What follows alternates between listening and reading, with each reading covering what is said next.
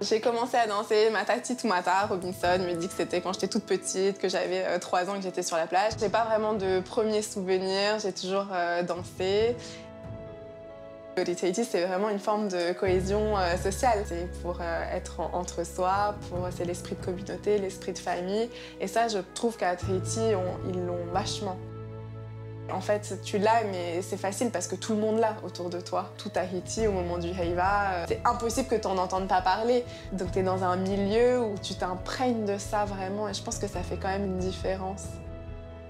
Pour moi, c'est vrai que quand je danse, je fais plus que danser, c'est ma façon de me rattacher à ma culture. Et donc quand je dis culture, c'est l'histoire, c'est ma famille, c'est la société, c'est vraiment ma façon de me rattacher à mes racines. Et quand je danse, je pense que déjà, il y a beaucoup de ça dedans. Ce qui veut dire que j'essaye aussi de, par exemple, je vais prendre l'exemple de la Parima, mais je choisis toujours des chansons que j'aime, que j'adore, qui me parlent.